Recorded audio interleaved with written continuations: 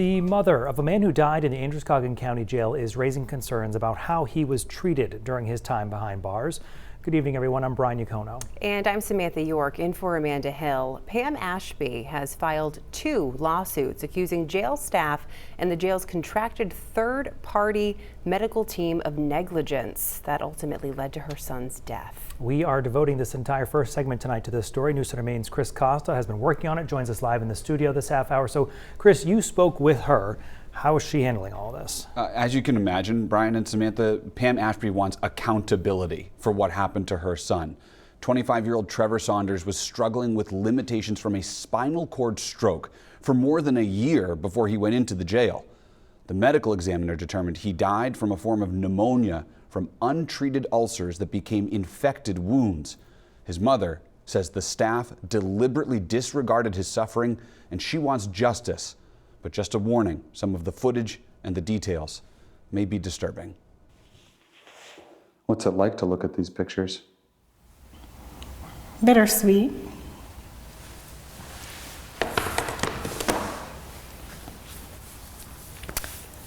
Because there won't be any more of those memories. Pam Ashby remembers her son, Trevor, not just as her child, but as an adult, a father who cared for a son of his own. Yeah, I had hopes that this was going to be like a big turn for him, that, he would understand the severity of some of the choices he made. Those choices, like driving under the influence, the reason he was arrested and taken to the Androscoggin County Jail in 2023. In exchange for dropping the misdemeanor charges, Trevor was supposed to serve a sentence of 45 days. He didn't even make it to 30. What has this process been like for you? An absolute nightmare. I am not the same person. I'm a shell of a person at this point. He was my only child. I don't know who I am anymore. Officers booked him on October 25th. Trevor told them that he had limited mobility from a stroke he suffered in 2022. He pretty much lost all function of his left side. He slept wearing braces on his left hand to maintain dexterity, and also dealt with urinary incontinence, long-term effects of the stroke. Court documents say contracted medical staff at the jail, working for the company Correctional Psychiatric Services, documented all this in his medical record. Then, on November 1, Trevor told CPS staff about 2 wounds on his lower back and buttocks. Staff prescribed rotating dressing changes. On November 11, he told them the wounds were painful, exacerbated when they contacted any surface. 2 days later, he complained of chest pain. Staff noticed a high heart rate and diminished breathing sounds.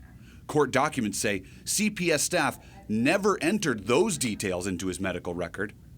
On November 14th, another visit to a CPS nurse who determined his wounds had become a medical emergency.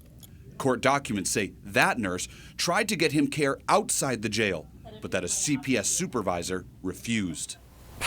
The more I learn, the worse it gets. When I asked to see some of the videos and photos to kind of ease my wandering mind on, worst case scenario, I watched it and it ended up being even worse than the worst case scenario that I could imagine. So. You can't follow up as well.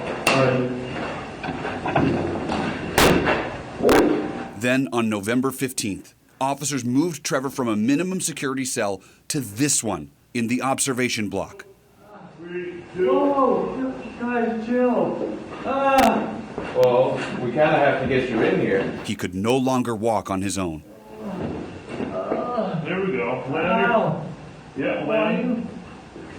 What? Why are you pushing me? I'm not. I'm pulling you. You should be laying on your side, not your back. I am on my side. Well, that's why I was trying to go on my back. I was trying to make sure you didn't fall off. Okay. Thank you. You're welcome. Later that day, they moved him to the maximum security block. 2 days later, he fell off his bed and hit his head. Court documents say CPS staff knew about that injury, but did not get him emergency care. That's when staff moved him back to the observation unit. Court documents say he was so weak, he repeatedly urinated on himself while lying on his back on his wounds. Then, several times on November 17th, Trevor needed help sitting upright to take medication or have his wound dressings changed.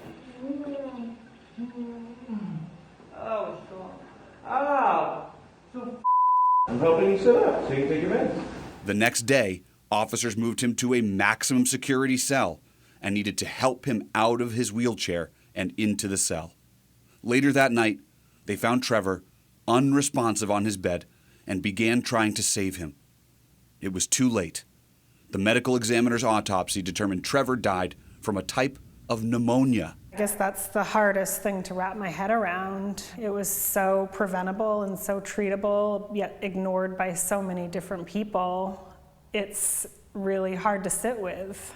I'm bringing this to light and bringing this forward because how can so many people just ignore someone deteriorating in front of their eyes? Like, I need to speak for my son. They literally,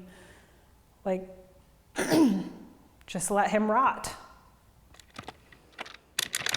Lawyers for Trevor's mother are filing 2 lawsuits.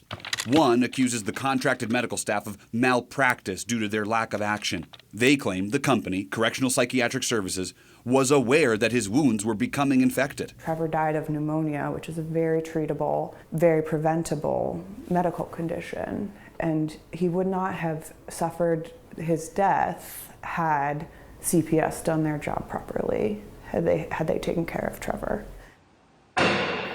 The second suit accuses jail staff of violating Trevor's 8th Amendment right by allowing him to suffer a cruel and unusual punishment. They claim the staff was deliberately indifferent to his medical needs. The videos speak for themselves, and we would not be filing this suit if we didn't think we had a reasonable grounds to do so. What do you want to see happen?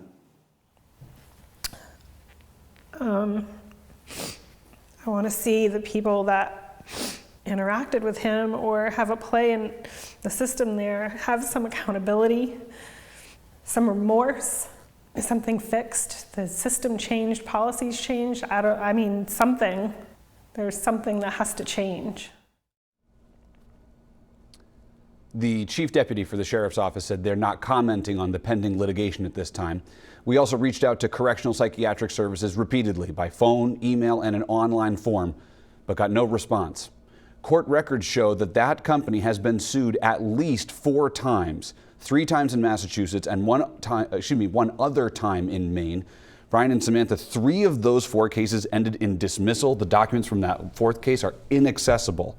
And as for Pam and Trevor's son, Alex, they say they look forward to remembering Trevor on his birthday at Lost Valley later this summer. Difficult to watch. I'm sure you'll continue tracking this for us. Will do. Chris Costa, live in the studio. Thanks.